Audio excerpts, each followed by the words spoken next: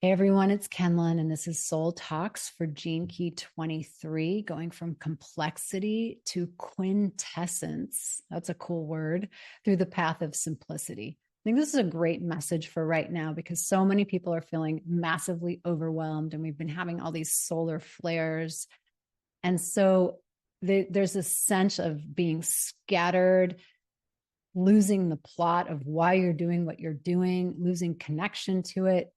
I think overwhelm at all the options that are available right now. We can feel the pacing and speed of life.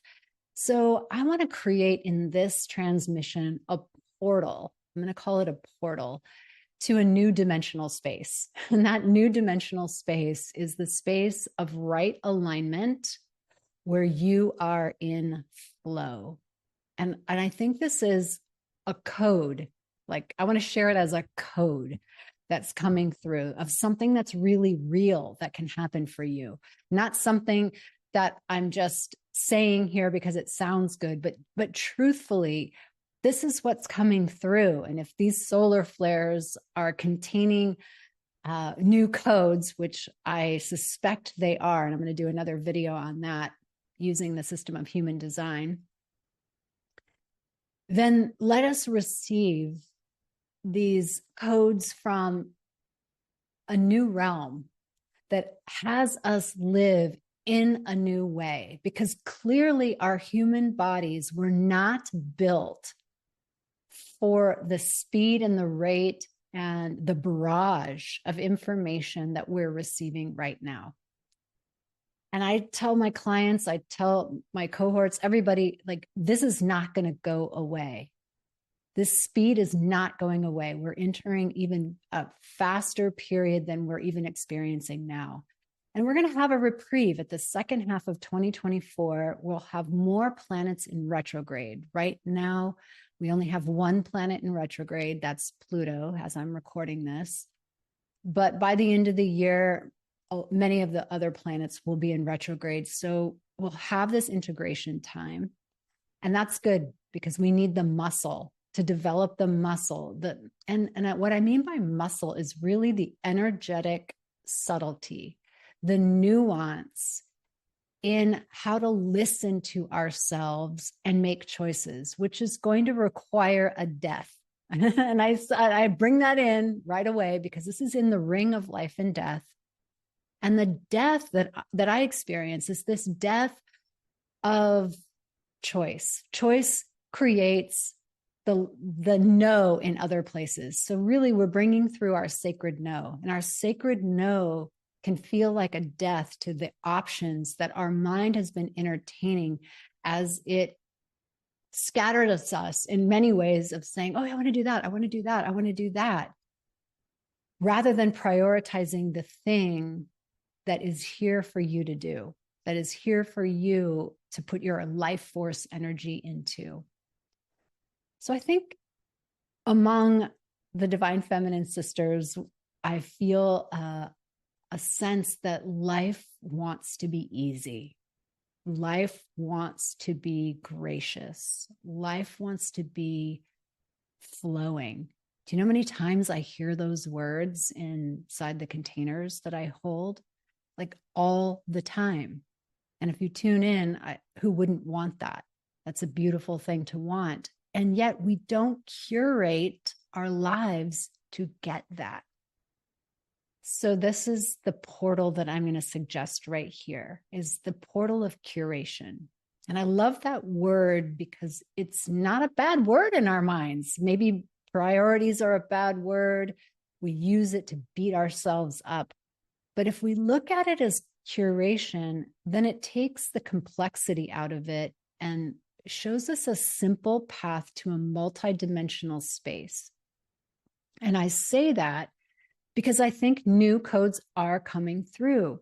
So who I am now is not who I was. And what I want are different things. So first we have to start with the question of what is it that I want?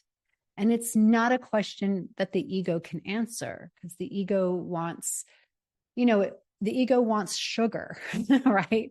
The ego wants to win the lottery. The ego wants to be famous. The ego wants to have all kinds of love all around it. Not love, even, like I would say adoration. And, the ego wants all the things. It wants attention. It wants all the things. None of that's bad. It's just, that's what it wants. So we're not asking that part of ourselves. We're asking our soul, what do you want? Here you are playing the game of being in a body, spirit in a body. What do you want here and now? And what I notice when I ask that question is that the answers are varied. They're not cookie cutter. What you want and what you want to give yourself an experience as a spirit in a body is unique to you. So let's take your top 5 things of what you want, or top 3 things. Just write a list out and then narrow it down of in the feeling body. So we're not coming at it from the mind, we're coming at it from our embodiment. And that's asking for a level of subtlety. And oftentimes in this fast-paced world, we are not attuned to subtlety. But this portal is going to require subtlety.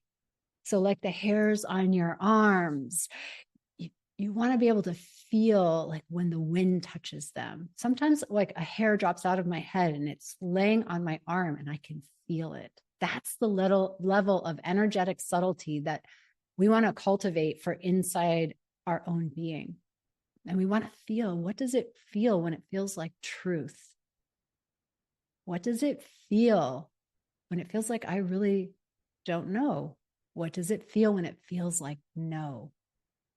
Let's get clear on those so that we can navigate what is ours to do.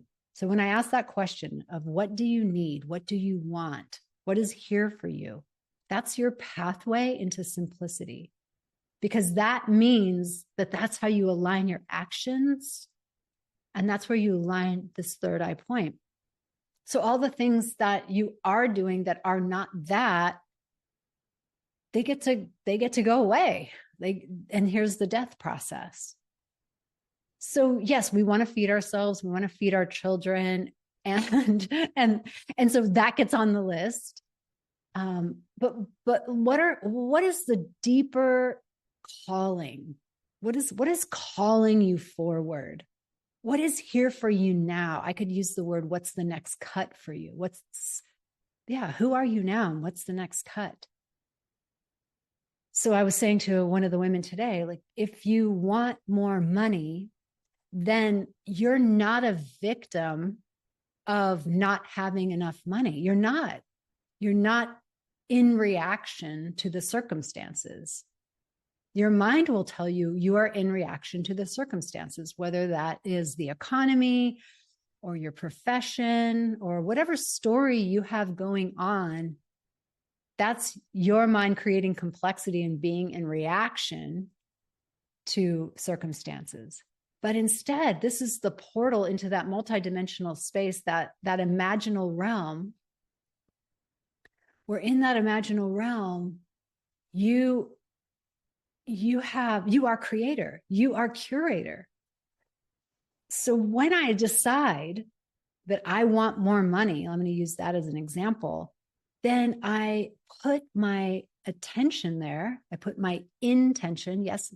And it's not just like a new moon statement, I'm actually putting action there. So what does that mean for me? Does that mean that, am I going to get a different job? Am I going to raise my rates? Or maybe that means that I'm going to become an investor, and I don't know how to do crypto or the stock market, but I'm going to learn. So I get myself in a program and I learn how to invest my earnings to make more money, which is a very sound program for you, but that orients your behavior. So if that is what's on the menu for you, that's what's true for you, then you have a variety of choices. And this is where the co-creation of life happens. So then life serves you something, and you tune into your embodiment to respond if you're a generator, to respond, and 70%, 74% of people are generators. So I'm going to use that as a pathway to respond to life. Life keeps serving up and you respond, but it begins with the type and the quality of the question that we're asking. What do I want? And then the direction, like the drishti in, and I keep going this way, but it's like the drishti, whatever that is, the aim in that direction. And then I take action on it. Someone in our group today said that they wanted to become a master of their nervous system. So that means for me that I'm signing up for courses. I'm doing practicums. I'm putting all my time and attention and energy into this. And it's not exclusive because we actually have lots of capacity to do different things. But that then, when someone else comes to me and says, hey, do you want to take a running course? I don't know. Do you want to take a knitting course? The answer is no, because right now this time is slotted to my mastery of my nervous system. And that's how we start to curate our life. I have a friend who masters a language, I think like every 3 years. She sets 10-year goals and she masters a language, I don't know, every 3 years, or maybe she gives herself the entire decade. I don't know. But I love that. That's not on my list. And part of me wishes it were, like, because this is the mind. Yeah, I want to be fluent in Spanish. Of course I want to be fluent in Spanish. That sounds awesome. But until I'm willing to put the time and the attention and the energy into manifesting it, then I'm not curating that for my life. So this is where the divine feminine and the divine masculine work together to create the energy of vision. That's, to me, the divine feminine. What's the vision? Where are we going? What do I want to say at the end of my life? How do I want to make it count for me, for my dharma, for my karma? How do I want to contribute to the collective? What's my role? And then the gnosis, that's divine feminine, feeling into what is that true? Like, my mind just said that. My mouth just said those words. And now I want to ask my body. I want to tune in to my body. Is my body telling me that that's actually true? Or do I feel a little somewhere? And then the masculine is where we go, okay, it's true. It's true. I'm going to do this. I never thought I would be a death doula. I never thought I would run my own business, but I'm seeing it. And so then we take action. What do I need? Now, what do I need? Well, I need training. Well, I need clients. Okay. So I need training to get clients. What's the next step? That then you take action, and that relieves the root pressure. So we all have that root pressure, that motivation comes to us. We run it through our truth mechanism. And then when it's true, we act. We must act. And that involves trusting yourself, trusting. And that's where the death comes in, because then we also have another death of the shadow pattern that keeps us cutting it off with self-doubt. I don't know. Was that the right thing? Is that the right answer? I don't know. No, you do know. You just told yourself that you knew. But then the mind comes in and messes with that because it loves the complexity. And why does it do that? Because if you really got to be responsible for creating that thing, stepping into that thing, you would be stepping into the unknown. So it would be scary.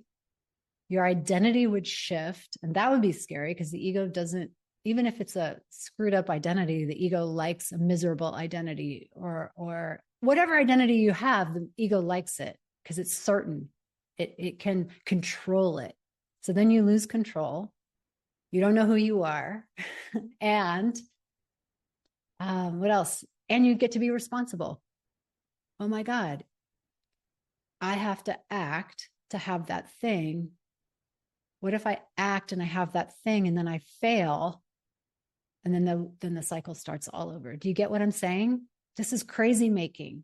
And yet we put so much of our life force energy into that whole process that I just named, instead of being willing to die and go into the next version of you.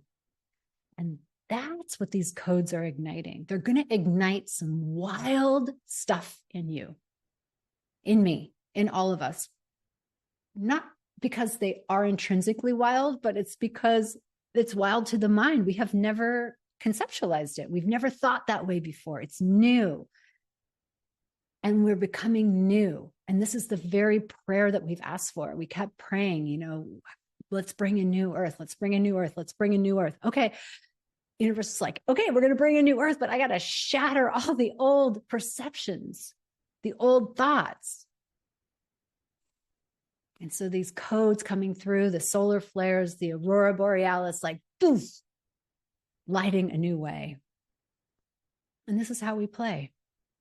Sometimes we're being asked to do things we have never done before, and it requires us to be a beginner. So let me know how this serves and supports, and I'll see you on the next video.